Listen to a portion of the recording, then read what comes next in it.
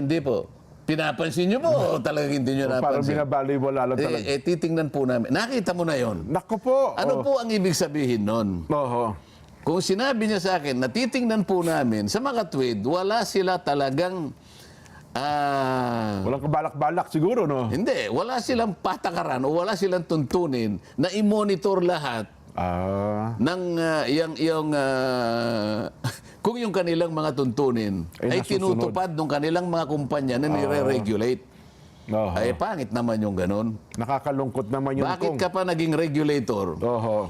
Kung hindi mo naman pala ginagawa yung tuntunin, lalong-lalo na po yung tuntunin na para sa proteksyon at kapakanan Oho. ng mga consumers. Nang pinag-uusapan po natin ay kuryente. Nako po. Ayan.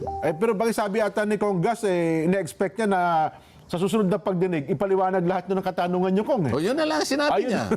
O sa susunod po nating pagdinig, kinakailangan po meron na po kayong may sagot na po kayo. Yan, oo. Kailangan pa ba sabihin ng chairman yun? Dapat sa bawat tanong mo, meron silang sinasagot eh.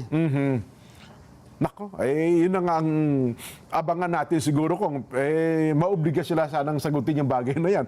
Baka ho kasi baliwalain. Alimbawa, paano kung nalaman nyo, oo nga po, napansin namin, magsimula po noong 2022, alimbawa, wala na po yung inalis na po ng Meralco yung return to equity, return on equity. Ngayon, ang susunod na tanong, ano nangyari ngayon? Ba't hindi mo siya tinanong? Natanong mo ba?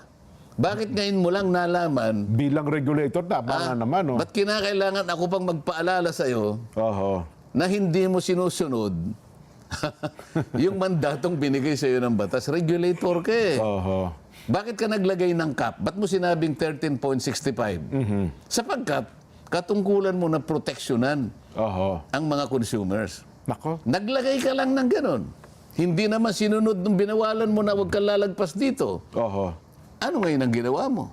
Nasaan ngayon ang tungkulin mo? Yan ang mga tanong na Kasi dapat sagutin nila. Masusunod yun, Kong, kahit pa paano, hindi ganito kataas ang binabayaran natin sa kuryente. Di ba? Kasi meron silang cap. Isa na yun. Isa na yun. Marami pa ako sasabihin. Kaya lang, baka mamaya hindi na tayo matapos sa programa natin. Ay, nako. Pero anyway, Kong, kasi yung mga bagay na yan, baka naman kako yan ang nagiging trigger para sabihin ng 46% ng pamilyang Pilipino o tinataya pong 12.9 milyon ang naniniwalang hanggang ngayon sila po'y mahirap pa rin. Habang 30% naman, naniniwalang nasa borderline lang po sila. Hindi mahirap, hindi mayaman. 23% naman, naniniwalang hindi daw po sila mahirap. Medyo nakaangat na po ng buhay. Pero yun na nga po, mataas pa rin kong 12.9 million na mga Pilipino nagsasabing mahirap po talaga kami. Halos 13% na yan dyan, ano? Tama po. So kung halimbawa, yung tinanong, yung respondent ay bahagi ng isang pamilya, ang sinasabi niya, yung pamilya niya ang mahirap. Totoo po. Hindi lang siya. Hindi po per individual. Kung ang tinanong ay isang breadwinner o kaya pamilyadong tao, kapag sinabi mong, pag nagsalita siya, ang nire-represent niya, hindi yung sarili niya, kundi yung kanyang pamilya. Tama So po. ipagpalagay na lang natin na 5 ang miyembro ng isang pamilya. So, kung 13% yan din, halimbawa, magkano yung 13% ng 115 million? 10, mga almost 14 million, Kong. O, times 5, kasi may ano yun. 5 miyembro ng pamilya. O, ilan yun? Marami. Baka lumampas sa 40 million yan dyan. So, malaking bahagi ng ating populasyon ang nagsasabi na mahirap pa rin sila. Kaya nga sa computation nila, Kong, 46% ng pamilyang Pilipino nagsasabing sila po'y mahirap pa rin. Ibig sabihin, halos kalahati ng ating population. Kasi 46% eh. Ayan po, yung sasabi sila ay poor, March 20 to 24 hanggang June 2024. Yung borderline, 30, medyo, yun po, 12%, tapos ang not poor. Well, ayon po sa first quarter ito ng 2024 Social Weather Survey na ginawa po noong nakaraang Marso lamang. Hindi nalalayo ang bilang na ito sa resulta na po noong December 2023 kung saan lumalabas na 47% ng pamilyang Pilipino ang naniniwalang mahirap pa rin po sila, habang 33% na nagsabi noon na borderline, 20% naman naniniwalang hindi daw po sila mahirap. 13 million naniniwalang mahirap sila noon pong December 2023. Ginawa daw po itong first quarter social weather survey noon pong March 21 hanggang 25. Gamit po ang face-to-face interview, 1,500 ang respondents, ang edad po 18 years old pataas, Kong. O yan, medyo nakakalungkot dyan kung ganyan pa rin karami sapagkat ang ating pamahalaan, alam mo naman, talagang pinipilit Opo. at pinagsisikapan na i-address yung kahirapan sa ating bansa. Oho. Ang totoo niyan, alam ko, ang pangako ng ating kasalukuyang administrasyon, bago ito matapos ang kanyang termino dyan, ay kanyang pagsisikapan na ang ating bansa ay makakyat do sa tinatawag na medium, ano ba ito? Upper middle income. Okay. Oo, na status ng ating bansa. Opo. Sapagkat yan ang estado na naakyat na ng original na membro ng ASEAN din. Ganun ho ba? Napag-iwanan tayo at sana, kagaya ng pangako ng ating Pangulong BBM, sana tayo naman ay umaasa rin na talagang makaya nating makuha yan. Opo. Single digit na lamang yung tinatawag na poverty incidence rate din. Ibig sabihin ay hindi na kailangan mababa sa 10% yung ating poverty incidence rate. Ay dapat siguro kung mahigpitan din natin yung mga triggers kung bakit lalong humihirap ang ating kababayan. Gaya ng binabanggit natin kayo na bayarin sa kuryente, yung mahal ng bilihin. Mantakin niyo po yan, Kong. Yan ang nagiging dahilan. Kaya ang ating mga kababayan, siguro sinasabi nilang mahirap po ang kanilang buhay. Di ba? Kaya nga, at hindi lamang yan. Sa napakarami kasing pag-aaral, lumilitaw, maski na yung ating agriculture dyan ay talagang medyo mababa yung kanyang output. Yung productivity natin ay mababa talaga yung output. Yan pa naman ang may direct relation sa kalagayan ng kahirapan sa ating bansa dyan. Ito dapat ang pagpilitan ng ating pamahalaan na ma-address dyan. Sa lalong madaling panahon. Lalo ngayon ko, pagkatapos ng SONA, ilalatag na po ng national government ang hihinging pondo sa lower house, sa Kamara de Representante. At ang sinasabing ang pondong ito ay makatutulong ng mabuti sa ating mga kababayan para makaahon tayo sa kahirapan.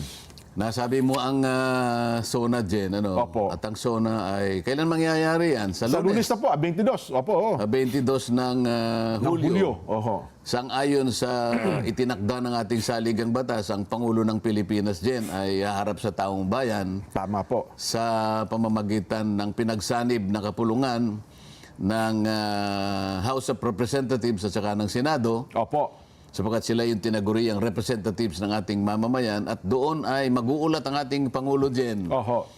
tungkol sa kalagayan ng ating bansa. Midterm na po ito, Kong, ha? Oho. Oo, at palagay ko isa sa mga dapat na kanyang banggitin para naman ay medyo mabawasan yung pag-aalala ng ating mga kababayan itong napakataas na bahagdan ng ng ating bilihin.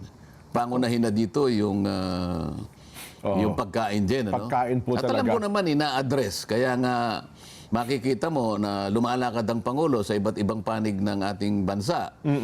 At namimigay ng mga kaukulang ayuda sapagkat ang isa sa kanyang iniisip ay talagang ma-address yung napakataas na presyo ng bilihin. Totoo po, totoo. Oho. Although alam naman natin na yan ay pansamantalang solusyon lang, palagay ko naman ay meron namang permanenteng solusyon na iniisip naman sila Oho.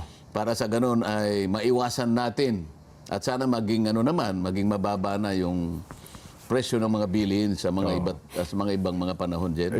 Isa nga po sa talagang tinututukan nila kung yung presyo ng bigas, di ho ba? Yung bigas yung project 29 pesos per kilo at pagkatapos yung isa pang project nila na para sa lahat ay yung 45 pesos per kilo ng bigas. Pero sana hindi lang nakasalig doon sa subsidy, Jen. Well, Ang tama po kayo. pinag-uusapan natin, mapataas ang produksyon kasi doon nakasalig yung pangmatagalan.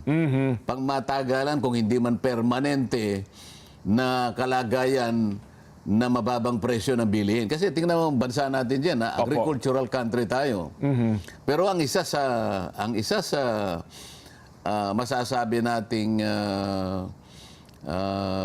patotoo, ano? O katunayan na medyo kailangan natin talagang ayusin ang ating agrikultura dyan sapagkat tayo ang pinakamalakas na importer ng bigas sa buong daigdig. Sa buong mundo po. So kung tutuusin mo, marami tayong pagtatamnan. Tama po. Masisipag naman ang ating mga magsasaka dyan, ano? At ginagawa lahat ang kanilang magagawa para sa ganun ay makapagtanim lahat. Ngunit bakit tayo ang pinaka number one? Tayo ang nangunguna kung pag-uusapan ay pag-iimporta ng bigas. Tinalo natin ang China kung na may pinakamaraming tao sa daigdig. Abay, nag-e-export ang China. Yun na nga po. Hindi ba? So, kailangan lang nating siguro pag-aralang mabuti. At kailanman na hindi may pagkakamali o hindi mapasusubalian, talaga may problema ang ating agriculture sapagkat hindi tayo dapat. Maaari tayong umaangkat kung kailangan. Tama po. Halimbawa, kung medyo kinulang tayo, sa mga pagkakataong tayo ay sinasalanta ng maraming kalamidad, nasisira yung ating pananim. Ngunit kung halimbawa naman ay wala tayong kalamidad, hindi naman tayo dapat na mag-import. Parang traditional na importer na lang tayo.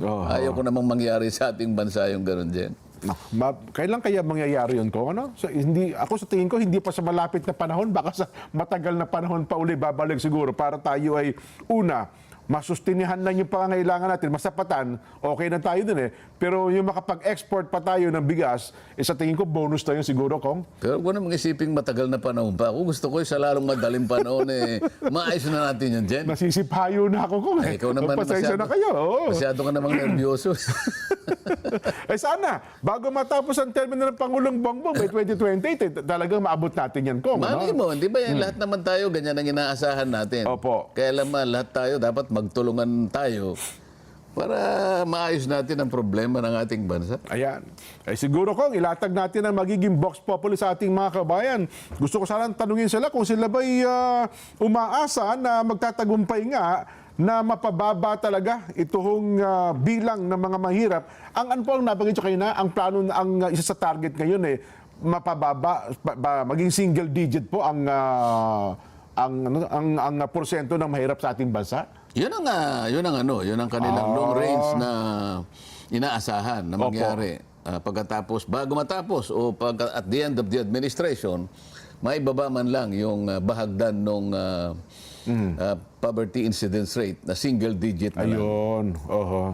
Siguro ko, yan ang tanong natin. Tingnan natin kung ating mga kabayan ay umaasa nga ba na mapababa pa yung bilang ng mga taong nagsasabing mahirap. Siguro, lagyan mo ng premise siguro. Ganun po ba? At the rate we are, sa Tagalog, paano yun? Sa kalagayan natin ngayon. Sa lakad ng mga pangyayari. Halimbawa, ganyan, ano? Sa palagay mo ba? Yan, ganyan. Yan, yun na nga po. Sa sitwasyon ng buhay natin ngayon at ng